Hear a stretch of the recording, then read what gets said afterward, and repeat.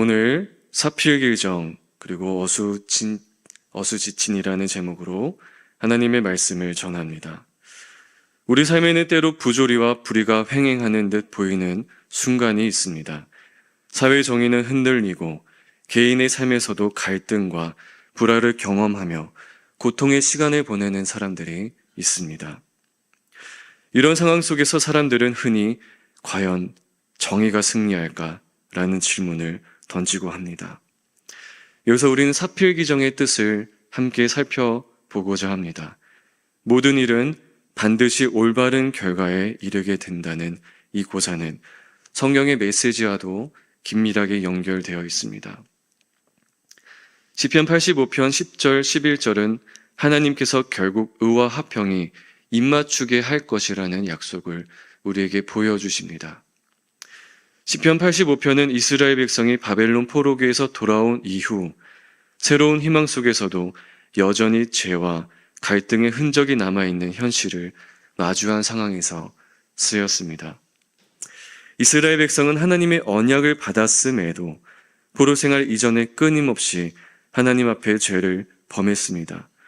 그들은 그런 과거의 죄악을 회개하며 하나님의 은혜와 회복을 구하며 나아갔습니다. 이들에게는 여러 죄악이 있었습니다. 이스라엘은 종종 이방 민족의 풍습에 동화되며 우상을 섬겨왔습니다. 열왕기상 18장은 바알 숭배의 대표적인 사례를 보여줍니다. 바알 숭배의 그 본질은 이런 것들입니다. 바알은 농업과 풍요를 상징하는 신으로 이스라엘 사람들은 풍년과 재산 증대를 기대하면서 바알 신을 섬기곤 했습니다. 그러나 이것이 그저 종교적인 의식에서 그친 것이 아니라 이들의 삶에 도덕적인 타락에까지 이어졌다는 것을 우리는 살펴볼 수 있습니다. 바알 숭배와 몰렉 숭배는 사람들의 성적 타락과 탐욕이 결합된 우상 숭배였고 인신 공양이 포함되었습니다. 예를 들어 예레미야 19장 5절은 이스라엘 백성이 바알에게 자녀를 바친 사건을 언급합니다. 예레미야 19장 5절의 말씀입니다. 함께 읽겠습니다. 시작.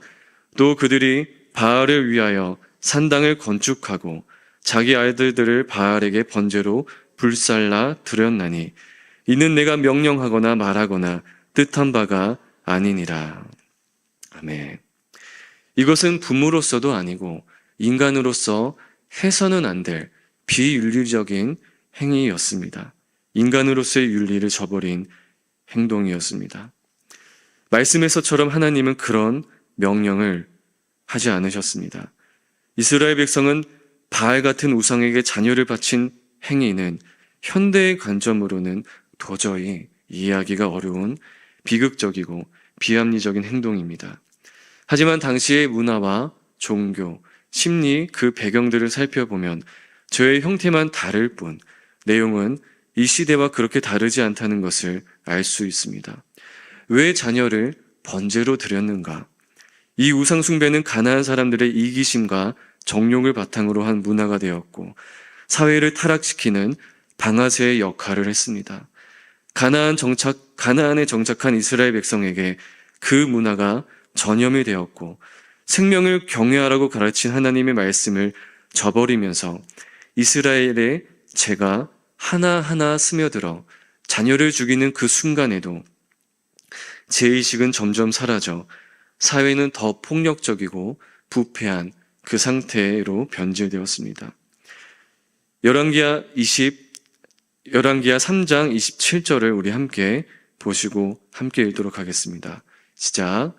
이에 자기 왕위를 이어 왕이 될 맏아들을 데려와 성 위에서 번제로 드린지라. 이스라엘에게 크게 경노함이 임하매 그들이 떠나 각기 고국으로 돌아갔더라. 아멘. 열왕기하에 기록된 이 모아박 매사는 어떻습니까? 전투에 패배할 위기에 처하자 어떤 행동을 했습니까? 자신의 장자를 성벽 위에서 번제로 드립니다. 무려 왕이었습니다. 이 세상에도 정의로운 문화가 있었을 텐데 이스라엘 백성에게 가증한 문화가 점령이 되니 무려 왕조차도 전염이 된 결과를 보게 되었습니다. 장자를 번제로 드리자 말씀 바로 다음에 이스라엘에게 크게 경노함이 임하였다 말합니다. 왜 장자를 번제로 드렸을까? 왜 이 사람들은 그런 문화를 가지게 되었을까? 단 하나입니다. 하나님을 떠나 살았던 이스라엘 백성에게는 다른 것이 없었습니다. 다른 섬길 만한, 의지할 만한 존재가 없었습니다. 그러자 가나안에 정착되었던 그 사람들의 우상을 보니 저렇게 행동하더라, 저렇게 하더라. 그것들을 보고 경계하지 않고 받아들이다 보니까 그 우상신들에게 가장 소중한 것들, 나의 가장 소중한 것을 바치면 나를 살려줄까, 이 가족을 지켜줄까, 이 나라를 살려줄까 하는 그런 기대감으로 가장 중요한 것을 번제로 드렸다고 합니다. 이것은 어떤 것입니까? 이스라엘 백성들이 하나님을 의지하지 않고 하나님을 떠나 이방신을 의지하였던 겁니다. 하나님께서는 자녀를 하나님의 기업이라고 말씀하셨고 생명을 존귀하게 여기라 말씀하셨지만 우상에게 던진 제사를 하나님께 잘못 드린 겁니다. 이스라엘은 하나님의 보호를 신뢰하지 않고 이방신에게서 번영과 생존을 구했던 그 습관대로 하나님 앞에 나아가게 된 것이었습니다. 하나님은 우리를 왕같은 제사장으로 부르셨습니다. 매일의 삶 가운데 왕으로 준비되는 저와 여러분 되기를 간절히 소망합니다.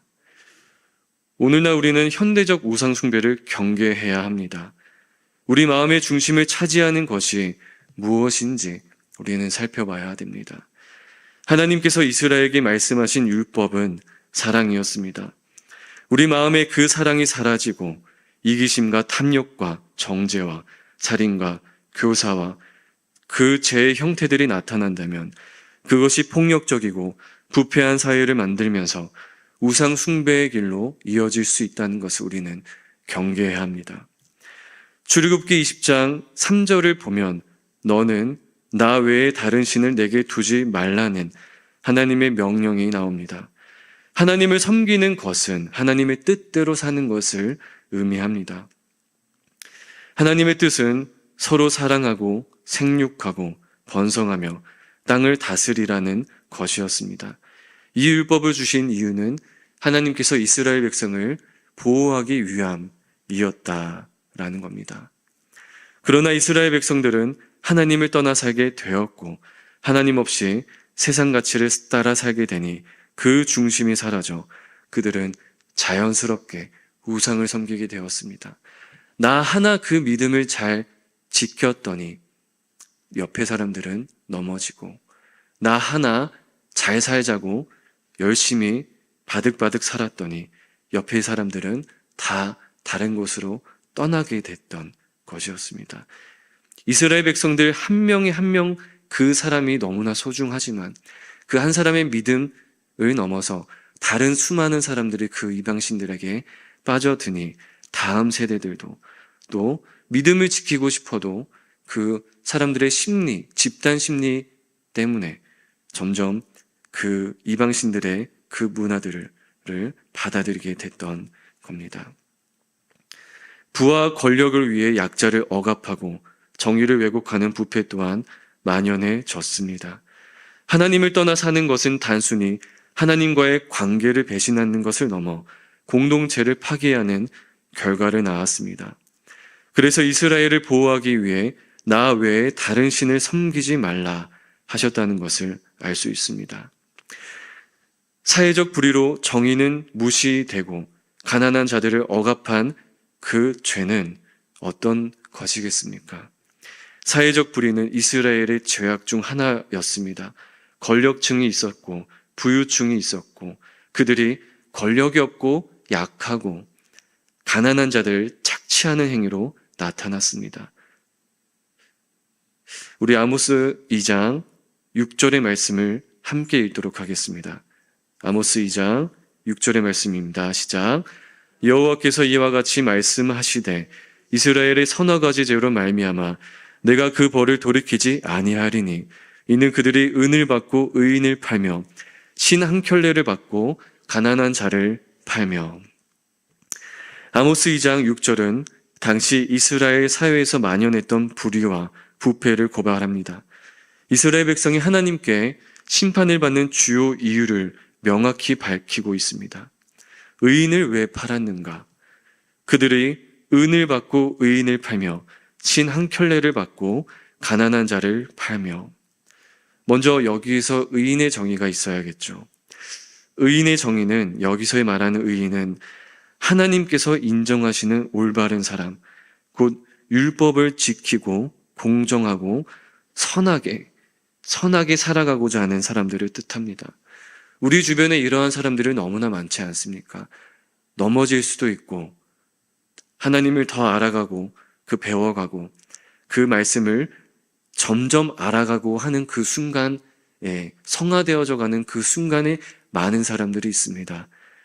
그렇게 열심히 살아가고자 하지만 이 의인들, 하나님께서 의롭다 말씀하신 그 의인들을 넘어지게 하고 하는 사람들이 있다는 겁니다. 그러나 당시 부패한 사회에서는 이러한 의인이 부유층과 권력자들에게 위협이 되었습니다. 그들은 의인과의 대립에서 권력으로 짓누르거나 법정 재판이 이루어진다 하더라도 그들에게는 공정한 재판이 이루어지지 않았습니다. 의인을 판다는 것은 돈과 권력으로 재판이 조작되었음을 뜻합니다. 권력층이 가난한 사람의 작은 빚을 빌미로 의롭고 순결한 사람들을 고소하고 노예로 팔아넘기는 방식을 착취했습니다. 은을 받고 의인을 판다는 그 표현은 재판관들이 재산으로 뇌물을 받든 지위를 약속받거나 그들의 권력에 동참하여 의로운 자를 희생시켜 부자들의 이익을 보호했음을 의미합니다. 이것이 당시의 부패한 시스템이었습니다. 당시 이스라엘 사회에는 하나님이 제정하신 공정한 율법을 따르지 않았습니다. 우리 신명기 16장 18절, 20절을 함께 읽도록 하겠습니다. 시작.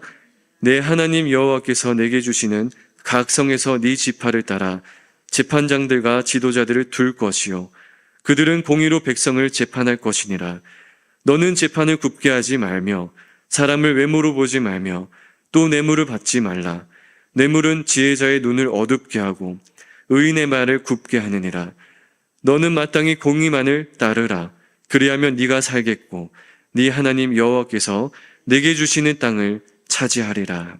아멘. 권력자들과 재판관들이 경제적 탐욕에 의해 이 정의를 왜곡했습니다.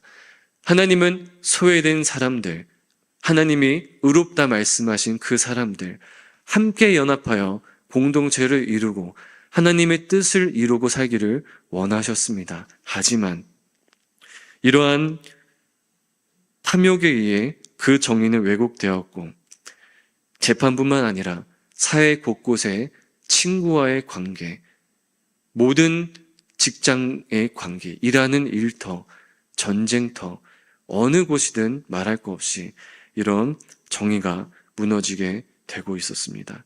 우리 출애굽기 23장 8절의 말씀을 함께 보겠습니다. 시작. 너는 뇌물을 받지 말라. 뇌물은 밝은 자의 눈을 어둡게 하고 의로운 자의 말을 굽게 하느니라. 아멘. 이스라엘 율법은 가난한 자를 억압하지 말고 도와야 한다고 명확히 규정했습니다. 뇌물을 받지 말라고 말합니다. 어둡게 하기 때문입니다. 그리고 의로운 자의 말을 굽게 하기 때문입니다. 이것이 단순하게 뇌물만을 뜻하겠습니까? 우리가 다 하나님 앞에 서 있는 존재들인데 사람들과의 관계들, 국가와의 모든 관계들, 그 사소한 것부터 큰 모든 순간순간들에 우리의 행동을 주님께서 지켜보고 계시다는 것입니다. 하나님은 의로운 자들의 말을 기뻐하신다라는 것입니다. 그러나 이스라엘 권력층은 하나님의 법을 무시했고 오히려 가난한 자들을 계속적으로 억압하여 자신의 이익을 챙기기에 바빴습니다. 이러한 행위가 포로 생활을 하기 전 하나님께서 가장 혐오하셨던 죄로 간주되었고 그 죄가 점점 쌓였습니다. 이스라엘의 이러한 부패는 단순하게 경제적 착취에만 그치지 않았습니다. 이것은 하나님과의 관계에서 멀어진 결과였습니다. 하나님은 약자와 고아와 가부와 나그네를 보호하라 명령하셨습니다. 하지만 이스라엘은 이러한 명령을 저버렸고 나보다 약자인 사람을 쉽게 노예로 부렸고 고아와 가부와 나그네를 보호하는 사람은 소수였습니다. 그 결과가 점점점 탐욕으로 이어졌고 세속적인 성공과 이기심과 탐욕을 정당화했습니다. 하나님이 바라시는 정의를 아모스 선지자가 외쳤습니다. 아모스 5장 24절입니다. 시작. 오직 정의를 물같이 공의를 마르지 않는 강같이 흐르게 할지어다. 아멘. 오늘날 이스라엘의 상황과 유사한 모습을 우리 주변에서도 심심치 않게 볼 수 있습니다. 권력을 가진 사람들은 약자들을 억압하는 그 사회 구조는 여전히 존재하고 사랑하지 못하는 그 구조는 심지어 어른들의 세상뿐만 아니라 아이들의 그 세상에도 존재합니다. 왜 그것들이 존재할까? 어른들이 그리고 아이들이 그 모든 것들을 서로 보고 배우기 때문입니다. 만약에 어른들이 그것들을 철저하게 가르치고 경계한다면 아이들은 그것을 보고 배우지 않을까? 만약에 아이들이 그것을 철저하게 거절하고 그 죄를 거절하고 하나님 앞에 선다면 어른들은 그것들을 또 보고 배우지 않을까 합니다. 우리는 아모스의 말씀을 통해서 하나님이 얼마나 약자를 보호하고 정의를 세우는 분인지를 깨달아야 합니다. 아이들이 얼마나 그렇게 노력을 한다고 해서 사회가 바뀌겠습니까? 하지만 바뀝니다. 아이여서가 아니라 어른이어서가 아니라 그 한 사람 한 사람들이 점점 가나안의 그 이방신들의 문화를 받아들였기 때문에 어른 아이 할 거 없이 모두 정욕에 빠졌고 추악한 제사를 드리고 성적인 타락이 이어지고 서로 약자를 보호하는 그 정의를 하나님이 말씀하셨는데 그 모든 것들은 점점 사라졌습니다. 왜냐? 어른 아이 할 거 없이 한 명 한 명 다 그것들을 저버리고 잊어갔기 때문입니다. 우리를 왕같은 제사장으로 부르셔서 우리의 행동이 하나님의 성품을 반영하게 하시며 사람들에게 공의와 자비를 실천하라고 우리를 부르십니다. 하나님의 음성을 듣는 저와 여러분 되기를 소망합니다. 시편 85편은 지금껏 나눴던 것처럼 이스라엘 백성의 죄로 인해 하나님의 심판을 경험한 후 회복과 은혜를 강구하는 맥락에서 쓰였습니다. 그러나 하나님은 여전히 이스라엘 백성들을 포기하지 않으셨고 사랑하셔서 그들을 회복시키기 위한 계획을 포기하지 않으셨습니다. 시편 85편은 하나님과 우리 사이를 끊을 수 없는 관계를 보여줍니다.